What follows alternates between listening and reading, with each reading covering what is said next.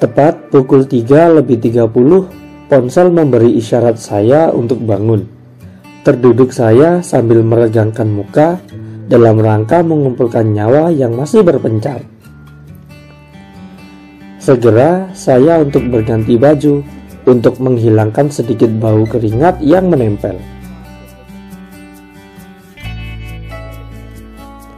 Sebelum perjalanan ke puncak, minuman saset siap diseduh untuk menghangatkan tubuh. Perbekalan berupa camilan dan roti tak lupa saya bawa untuk mengganjal perut di puncak nanti.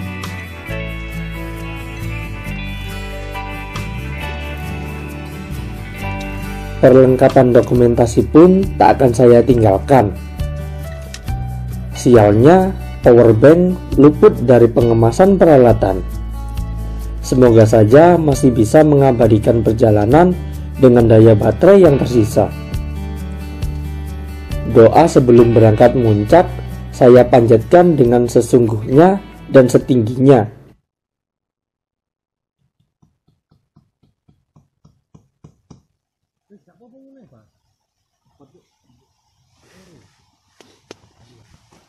Semoga saja rombongan monyet tak merapat ke tenda ketika tenda saya tinggal.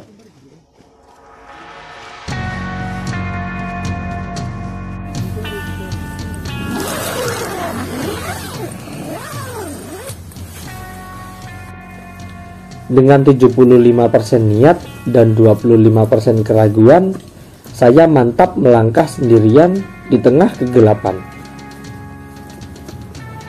Apakah tidak ada rombongan lain yang ikut muncak?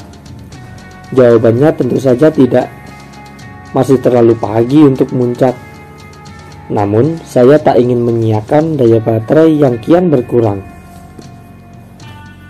Jalur tanah yang semalam diguyur hujan sedikit membuat licin pijakan. Ditambah lagi dengan air di permukaan dedaunan yang mulai berpindah ke celana. Bagaimana tidak berpindah? Menerjang rimbunnya rerumputan basah sama saja dengan mengambil air di permukaannya. Jalur tanah mulai berganti dengan bebatuan berundak. Sedikit-sedikit tenaga mulai terkuras. Akan lebih baik jika tidak memaksakan, istirahat sejenak saja. Banyaknya bebatuan bumi menandakan sedikit lagi sampai di pos 2 Watu Gede.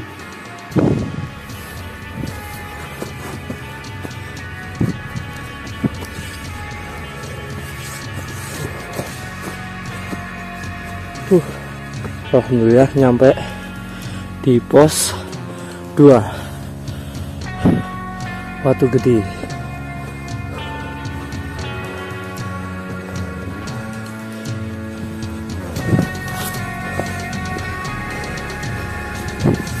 Ada satu tenda yang sedang bermalam di komplek ini. Tak begitu jauh, terdapat satu batu yang berukuran sangat besar, atau dalam bahasa Jawanya, Watu Gede.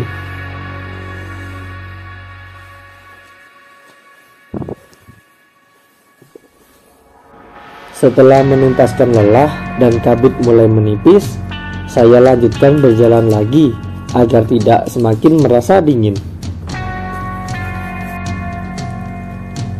Basahnya celana mulai meresap ke lapisan legging.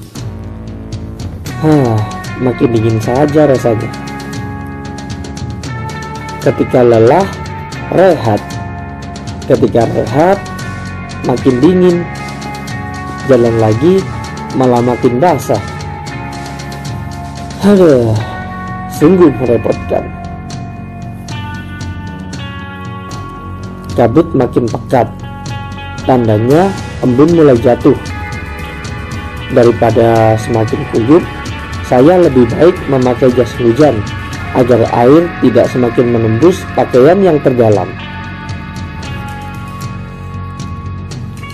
Tanda panah menuju puncak kembali terlihat. Tak sabar rasanya ingin segera melapas penat.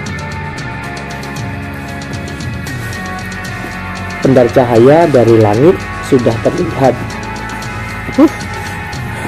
Akhirnya alhamdulillah sampai di puncak yang dinanti tiba, puncak Basundara, puncak dari Gunung Panderman.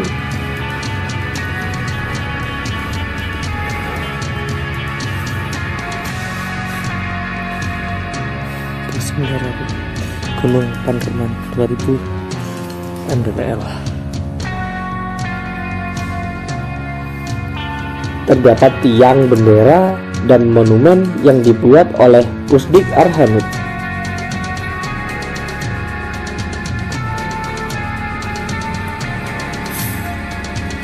Sepanjang mata memandang cuma tembok yang terpampang. Gak apalah, yang penting sudah sampai di puncak Panderman.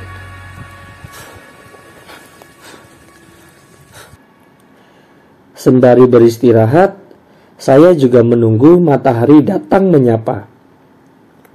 Saya muak dengan pakaian basah yang melekat. Tak hanya baju basah, alat dokumentasi pun juga bersimbah embun dan tanah.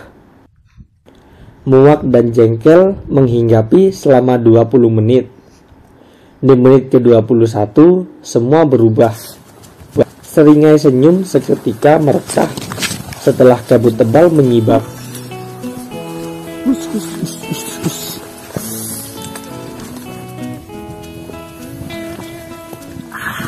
Mantap. Akhirnya standas. Lautan awan menjadi transisi cuaca di pagi hari ini. Dari kejauhan terlihat Gunung Semeru yang berdiri dengan gagahnya. Akhirnya bisa berjemur dan membuka cemilan.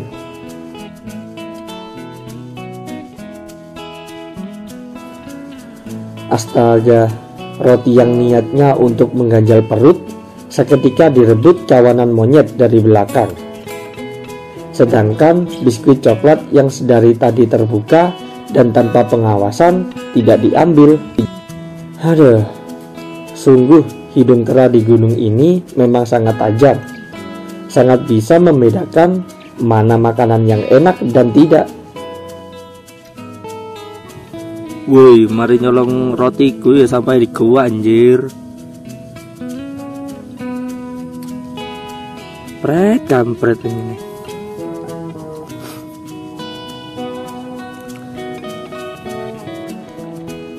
Celana mulai terasa kering dan mentari kian tinggi menyingsing.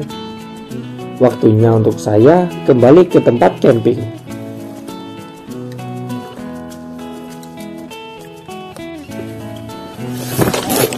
Kupluk. Mantap. Monggo Mas. Mas ya.